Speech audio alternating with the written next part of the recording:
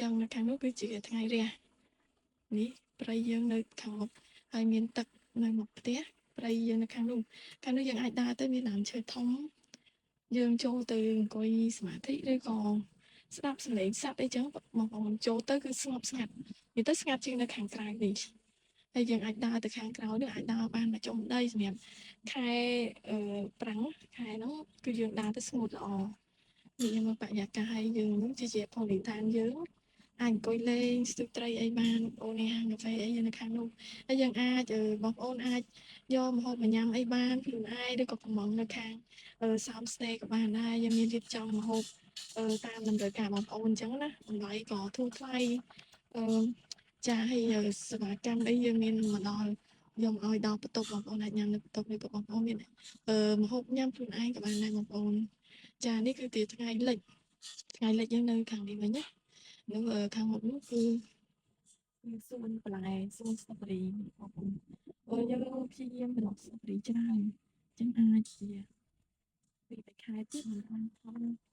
ចាំមើលហើយយើងបាននៅឆិតថាហើយយើងបានតំណាំឆិតថាហើយការខាត់ណាហើយនៅកន្លែងស្តុកនោះយើងអាចឡើងទៅថតលេងនេះបងប្អូនមើលថ្ងៃលិចចាំងល្អសម្រាប់ខែនេះគឺស្អាតតែម្ដងហ្នឹងហើយនេះគឺបរិយាកាសនៅបន្ទប់យើងមួយគឺយើងដាច់ឆ្ងាយពីគ្នាហើយ3 4នេះគឺក្រេ2បងប្អូនអាចគេងបាន4នាក់ទៅ5នាក់អញ្ចឹងណាបងប្អូននេះតាមបន្ទប់យើងមានជាប់ចូលមួយហើយហ្នឹងហើយបងប្អូនអញ្ចឹងហ្នឹងហើយបរិយាកាសនេះខ្ញុំចង់ឲ្យបងប្អូនបានស្គាល់បរិយាកាសនេះហើយថ្ងៃរៀងក្តៅបន្តិចតែយប់រៀងត្រជាក់ហើយពេលថ្ងៃខ្លះក៏ចុះអាប់ច្រើនទៅថ្ងៃខ្លះក៏ល្ងាខ្លាំងថ្ងៃខ្លះបានរៀងក្តៅថ្ងៃ2ថ្ងៃអញ្ចឹងបងប្អូនតែអ្នកនេះគេចិត្តក្តៅព្រោះពេលយើងនឹងនិយាយខ្លាំងពេកក៏មិនបានទេចាអញ្ចឹងមានតែប៉ុណ្្នឹងទេបងប្អូនអាចមកសម្រាប់លេងមួយថ្ងៃ2ថ្ងៃស្រូបយកខ្យល់អាកាសបរិសុទ្ធណានៅនេះយើងរៀង stress អីយើងអាចដើរលេងជុំវិញទីធ្លាហ្នឹងក៏យើងមានកម្លាំងថែមណាហើយយើងមានកន្លែងទីតាំងសម្រាប់ដើរលេងច្រើនដូចជាដើរតាមឡានភ្នំឬតាមទឹកជ្រោះទៅមើលកំពើភ្នំហើយទៅមើលតាមចកាផ្សេងអញ្ចឹងបងប្អូនទៅតាម